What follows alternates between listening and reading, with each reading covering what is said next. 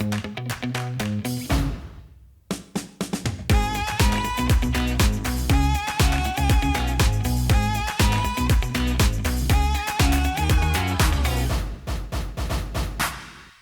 morning and welcome.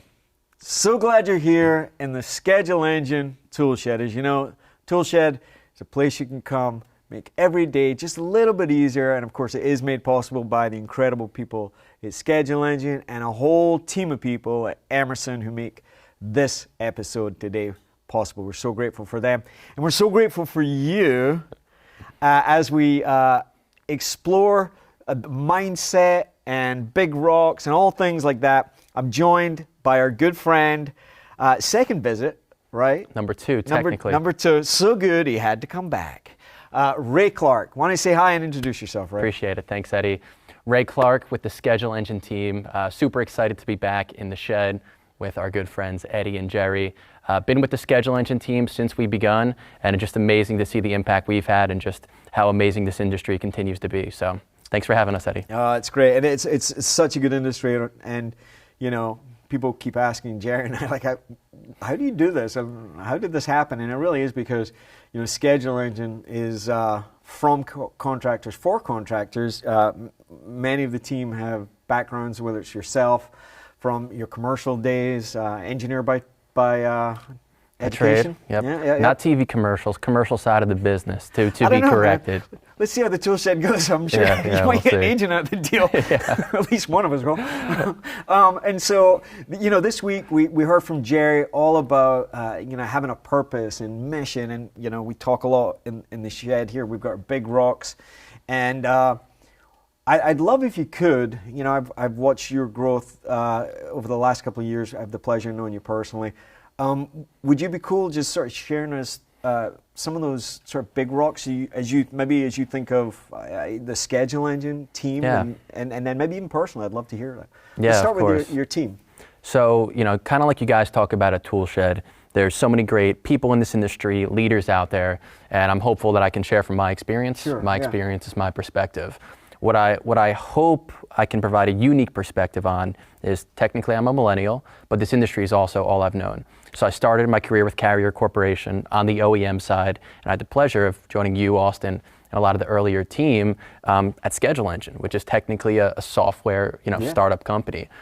So as far as that kind of BS alarm, I can really speak the industry talk, but I can also hopefully bring my perspective, which is, fortunate to be involved with the team at Schedule Engine that's grown to work with thousands of technicians across the country. And when I think about big rocks at Schedule Engine, there's kind of two that we've talked about. And if you haven't seen season 1, Jerry's Big Rock episode, you're missing out. But at Schedule Engine, right, it's revenue and customer experience. Okay. And I think sometimes that revenue term can be taboo for a lot of companies. Yeah. But I think the reality is revenue as businesses, especially with contractors today, with manufacturer shortages and gas prices increasing, if businesses aren't profitable and can't maintain sustainable growth, we can't help our clients, we can't help our customers. So I think revenue is super important for every business, every organization, because we need to grow, we need to scale, and ultimately maintain a healthy profit so we can all maintain our clients, our customers, and our mission that drives us, right? And do that second, take care of if you're not there, you can't take care of the customers. I love the fact that you're talking about revenue. You mentioned the word taboo, and I think, you know, whether it's an individual technician sitting here listening to this, or even a company organizer, owner, manager, trying to decide, how do I talk about, is it okay to talk about pricing with the team and the cost? And, you know, we've done some things over the season to sort of share on that. But at the end of the day, not many of these are nonprofits, right? Yeah. not intentionally, anyway. No, but you're right. It's that sales word. And unfortunately, just because there can be people that take advantage, manipulate, do sales unethically. Yeah. You think about technicians, right? Yep. You're going out to homes every day to bring comfort, heating and cooling, plumbing, other services to families in need. One of my first mentors at Carrier, actually, Dan DeSantis, shout out to him. Right when I started, we did a ride along, and he's like, listen, you are in an amazing industry because you think about the future, people, companies, businesses are always going to need heating and cooling, right? Yeah. And that goes down to the individual technician, the salesperson that's repairing, installing, or fixing equipment, right, at all hours of the day. Yeah. And unfortunately, again, whether it's just that sales word or whatnot, there can be kind of that stipulation around it, right? Yeah. And I've known a few techs that you can call me anything you want, just don't call me sales guy. But at the end of the day, if we have confidence, and I like what you're saying about the pride, most of the people we're fortunate enough to work with and know in the industry, they're real craftsmen.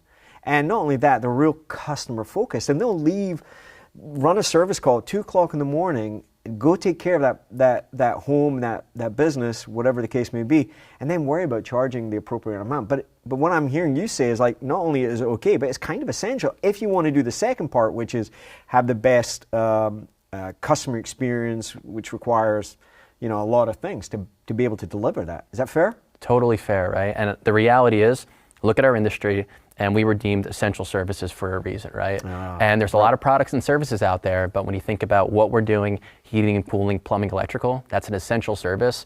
And if we all understand the why, the value, the pain we're solving for customers, hopefully technicians, salespeople, you name it, can take a little bit of pride in that, because we're doing some pretty cool things in this industry. And they're worth it. At the end of the day, I mean, when you look at what we do and how we do it, like you're saying, the ethics and the way we serve. We've talked a lot about that in this season. I think that's super cool. So if that's your sort of work, big rocks wise, what about personally? Anything that you try and cover there? Yeah.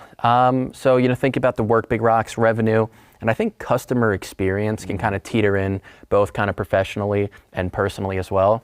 And customer experience can mean so many different things to so many different people. If you think about the customer journey for home services, from the point of scheduling to the technician arriving at home to presenting options to the customer, right? Yep. It's not just about one part of the customer journey, it's that entire piece. So as I think about my experiences at Schedule Engine, the team that we've built, oftentimes, right, it's not just about a product or service that meets the need, but it's really our team and our sales professionals we have at Schedule Engine, where every interaction, whether it's a first interaction, an email, a demo, every part of that is customer experience, which is like reflected on our brand, right? And I think that kind of carries over a little bit into the personal big rock too. When I think about some concepts, doing the right thing, which sounds simple, but it's not always easy. Some tough decisions early on we've had to make at Schedule Engine, but just doing the right thing and really always prioritizing customer experience. And if you could put the right foot in front of the other, hopefully, right, the results will kind of fall in line there. And so what I'm hearing you saying is that these big rocks that you have in your career are really just extensions of who you want to be, doing the right thing, serving people, and doing it well. And for work, it's making a profit, but it's this extension of having the integrity in your day-to-day life, and I think a lot about that. So if that's your sort of big rocks, you're talking a lot about the team. What's your, is there any sort of guiding light as you build your team, as you've scaled an organization, as you personally think of the responsibility to lead others? Is there anything there that you'd share with the audience? Yeah, absolutely. So there's some I'll steal from you, some I'll steal from Jerry. But one thing I think that's always resonated with me was one of my first managers told me, like, people buy from people they like, right? Yeah. Hopefully you work for a great company. Yep. Hopefully you have a product or service that's differentiated, and hopefully there's product market fit. But ultimately, throughout any type of buying process, people buy from people they like. If you can build up that trust there. We talked a little bit about technicians, but that's a big thing that always stinks to me, and kind of goes back with that customer experience, right? It's not just the interaction or the impact a product or service that can have. It's every employee who works for a company, like, that's customer experience. So people buy from people they like, right? And I think that's always going to be a pivotal thing. Two, this is Mr. Jerry, enter on a beat. And I'd extend that to say sales, typically you need sales to grow a business, is a transfer of enthusiasm. If you're not excited and you're not smiling and you're not bringing value or solving a pain in conversation, like, why the heck should the buyer be, right? And we had Jerry come and talk to our team at Schedule Engine. Nice. And one of the biggest things he instilled was, you should be telling, right, your potential buyer that you want to do business with them, right? That you're excited. So I think about just the transfer of enthusiasm. If you're going through the motions, if you're not fulfilled, maybe you're at the wrong company, but you always should have that transfer of enthusiasm. And I think the third one, if I had to pick another big lesson, and this is one I kind of got from you, would be, you say it much more eloquently, but not doing anything is still making a choice. And I think a lot of the mistakes I've made, whether it's not hiring someone soon enough, thinking that maybe all of us can just put more and more workload on, doing a lot of that or kind of being in cruise control is still making a choice, right? And that's something I really try to challenge myself with, where it's easy to blame others or point fingers or blame external changes in the market, right? Or this or that. But at the end of the day, not doing anything or just having ignorance or pushing it off is still making a choice. So I think those are three of the biggest principles hopefully I've learned that can resonate with some people listening. I love what you're sharing, and I think to distill what I'm taking away from this is, first you have a set of values, principles, everything Jerry talks about, like having a North Star and understanding your why, and that has translated, it sounds like, not just to the business side, but even to your team. You've sort of taken those aspects and as you are leading, you're taking your team with you, using a set of principles that you're clear on, and I love it. If you're not, if you're not making a choice, is still making a choice, right? It's accepting the status quo, and as a leader, sometimes that is 100% our responsibility. But even as an individual, if you've watched all of this season, and as Jerry says, this is just the huddle.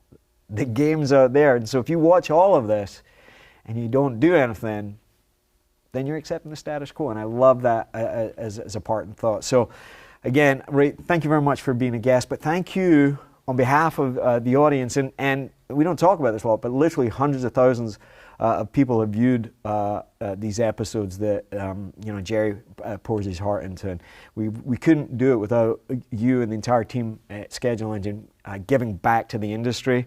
We appreciate that so much, and of course it wouldn't be possible without the other partner, the entire team at Emerson, and so we're so grateful for there. So this morning, if you take nothing else from this, default to action, make the change. It is possible.